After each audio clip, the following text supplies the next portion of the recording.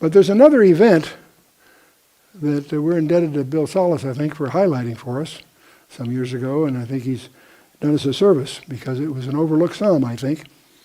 An eminent candidate here. There's a couple of mysteries about the Ezekiel 38 thing. Where are the Lebanese? Where are the Syrians in Ezekiel 38?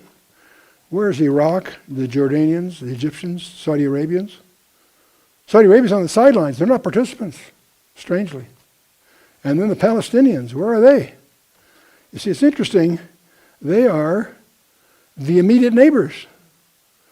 If you study the previous tribes, they're a substantial distance from Israel. These are the immediate neighbors. They're not mentioned. What's going on here? There are 4 prerequisites for Ezekiel 38, by the way. The nation has to be reestablished as a sovereign state. It has been. The nation is militarily secure. Well, yes and no. A nation at apparent peace in the Middle East? I don't think so. A nation of restored material fortunes? Well, they're not doing badly, but not like we're going to see here. There's something else back in Ezekiel 37. Before 38, you get the whole dry bones thing and all that. And in that in verse 10 of Ezekiel 37 it says, "So I prophesied as he commanded me, and the breath came into them, and they lived and stood up on their feet, an exceedingly great army." And the exceedingly is an adverb, not an adjective, which is a very strange construction. That means they become a very great army. There are 4 steps in the dry bones vision. They were scattered, they came together, flesh and skin, and then they came to life. But then they became an exceedingly great army. And the fact that it's an adverb is very strange. Is there an overlooked event that precedes the ill-fated invasion attempt that's featured in Ezekiel 38 and 39? That's a question. And I think a guy has surfaced that may be the key to all of this. A guy with a backbone to really pull it off. We'll watch and see. The book of Psalms, Psalm 83, let's take a quick look at it. Is this a forthcoming scenario? It's the last of the Asaph Psalms. It's the last one of these, and it's a rather timely one. "Keep not thy silence, O God. Hold not thy peace, and be not still, O God. For lo, thine enemies make a tumult, and they that hate thee have lifted up their head." The psalmist here is trying to get God's attention. Okay? Thine enemies make a tumult. They that hate thee have lifted up the head. It's like saying, hey, God, aren't you paying attention? Whoever these enemies are, they hate God and are lifting their head. That's who we're talking about here. He continues, "They have taken crafty counsel against thy people and consulted against thy hidden ones." Thy people. God, are you paying attention here? See, they declare that they will attempt to wipe Israel off the map. And by the way, when I first read that, I thought that's pretty interesting. I didn't even know they allowed them on any maps. That their enemies had them on the map. When their enemies say they want to wipe Israel off the map, that's a concession I didn't know they made. I didn't know it was on their maps. They have said, "Come, and let us cut them off from being a nation, that the name of Israel may be no more in remembrance." Understand their motivation. They're not taking spoil. They're confederating in order to cut them off from being a nation. They have said, "Come, let us cut them off from being a nation, that the name of Israel shall be no more in remembrance." They have consulted together with one consent. They are confederate against thee, O God. The psalmist is trying to get God's attention here. And that's the very commitment of Islam, isn't it? To wipe Israel off the face of the map. Okay. And it's the basis of the confederation. That's what unites them. The tabernacles of Edom and the Ishmaelites of Moab and the Hagarenes and Gebal and Ammon and Amalek and the Philistines, the inhabitants of Tyre, Ashur is joined with them. They have hope in the children of Lot. It goes through these tribal names, but perhaps the most interesting one is the first one mentioned, the tabernacles of Edom. there's probably not one Christian in 10 that can tell me who the Edomites really are. It's a very important study to undertake, by the way. But the tents of Edom here is a reference to the traditional enemies of Israel and the everlasting hatred. The Alam Eba.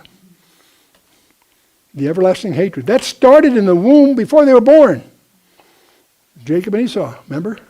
They were fighting before they were born. And the hostility of Esau is something you need to track all the way through your Bible. You won't really understand. Of all the different tribes, the one that's singled out for judgment are the Edomites, more so than all the others. The everlasting hatred. And now it continues to drive events throughout our world today, is driven by that. The judgment against this protagonist is mentioned in more Old Testament books than it is against any other foreign nation. So you need to do your homework on who the Edomites are. And yet very few observers can identify its proponents in their contemporary forms. That's a trick. See, ascent into the land of Israel officially began in 586 BC with the destruction of Jerusalem by the Babylonians. When the Babylonians took Jerusalem captive, that's when the Edomites had their big chance. They cheered the Babylonians on. Bang the heads of the infants against the rocks, they yelled. You see them now quote that in a psalm, but they're echoing what was said to them by the Edomites back when the Babylonians were taking them captive. A place called Hebron, which is about 19 miles south of Jerusalem, began their new frontier. As the real estate was vacated because the Babylonians were taking slaves, the Edomites moved in, took over, cheered their enemies on. 3,400 feet above sea level, established 1,500 years earlier, unlike Jerusalem, was left intact as prime real estate. So you need to remember that the Nabateans migrated out of Arabia into Edom and drove the Edomites westward. And directly west of Edom were the established routes of passage. I'll show you this on a map here in a minute.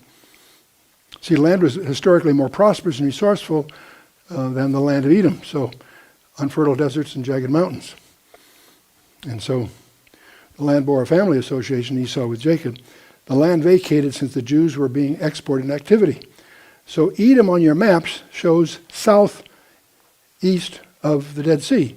That's where your maps, that's where it used to be. Your maps are wrong because the Nabateans drove the Edomites westward. The land was better westward. And so the Nabateans drove them and they set up a map. If you get some of the early Roman maps in the first century, they will show an area called Idumea. That's the Greek term of Edomite. And their capital was Hebron. And so they prosper as Judah is taken into slavery to the Babylonians. Now, something you may not know, Hebron remained under Edomite control until Judah's Maccabees retook the city under Jewish control. In 164 BC, we have they threw off the Greek Empire. They reestablished their own leadership under what we call the Hasmoneans. What most people don't realize is that the Edomites had to be reconquered by the Jewish army under the prince and high priest John Hyrcanus. And Idumeans were forced to either die or flee or be proselytized into Judaism. So these were Edomites that either were killed or had to convert into Judaism. That's something that's a part of Jewish history you don't hear much about. It's all in Josephus. You can check it out, both in First Maccabees and also in Josephus and Antiquities. Now, so to the Roman mind, an Edomite is a near Jew. He regards the Esau-Jacob thing as a family feud. So an Edomite to a Roman is a near Jew, an almost Jew. So when they appoint Edomites to be in charge, they think they're picking the right guys. See? 47, Julius Caesar promoted Idumean Antipater as procurator over Judea, Samaria, and Galilee. And 10 years later, the Romans named Herod, son of Antipater, as a king over Israel. And by the way, his mother was Nabatean, one of those that drove the Edomites to Hebron. The Idumeans had 5 centuries of prior history in Israel by the time of the arrival of Jesus. So it had 500 years of history. The struggle between Esau and Jacob runs all through the Bible. The Herods of the New Testament were Edomites. They weren't Jewish, they were Edomites. One of them killed the Jewish babes in his attempt to destroy Christ in Matthew 2. Another Herod murdered John the Baptist. Another one killed James, the brother of John. The struggle between the Israelis and the Muslims today is but a continuation of this same battle, because Esau deliberately marries in to the Ishmaelites. In their choice of the Jews' worst enemy, the Romans had 2 choices. They wanted to rename the land in terms of their worst enemy. They had 2 choices. They could call it Idumea or they could call it Philistia. And they chose Philistia as being a more clearer, crisper enemy, so that the Latin name was Palestinia. Idumeans were viewed as practitioners of Judaism and not as great an enemy as were the Philistines. And there are many who still appear today as Jews but are really not. And they might be the ones that Jesus refers to twice in his letters. Those that say they are Jews and are not, but are of the synagogue of Satan. The tents of Edom. Here's some tents of Edom. These are refugee camps that are quite famous. The one you're looking at there has 97,000 occupants. A Palestinian refugee camp. Are they all Edomites? Of course not. Are there Edomites there? Absolutely. But anyway, the psalmist here in 83, picking him up again, he's asking God to do to them as he did their previous enemies. Do unto them as unto the Midianites, as to Sisera and Jabin at the brook of Kison, which perished at Endor. They became as dung for the earth. Do unto them as unto. See, the psalmist petitions God to undertake destruction of their enemies as he did during the events of the past. That's what he's asking for. The Midianites, the Arabian tribe that descended from Midian, the 4th son of Abraham by Keturah. They inhabit primarily the desert north of the peninsula of Arabia. As to Sisera and Jabin, Sisera was the captain of the host of Jabin, the Canaanite king who reigned in Hazor, routed by Barak at the plain of Esdraelon, killed by Jael. It's all in Judges. He's making references from Judges 4 and 5 here. Make their nobles like Oreb and Zeb, and yea, like the princesses. These are the nobles, the king, the prince generals, and so forth. The prince generals were Oreb and Zeb. Zeba and Zalmunna were their kings. But those 4 represented the people that God went to war against on their behalf. He said, let us make to ourselves the houses of God in possession. They were defeated by Gideon. Then Ephraim intercepted the Midianites and slew with a great slaughter and so forth. And the psalmist goes on, O God, make them like a wheel, as the stubble before the wind, as the fire burneth the wood, and as a flame setteth the mountains on fire. So persecute them with thy tempest, and make them afraid with thy storm. Fill their faces with shame, that they may seek thy name, O Lord. See, the Lord's name is the issue here, strangely. The psalmist continues, let them be confounded and troubled forever.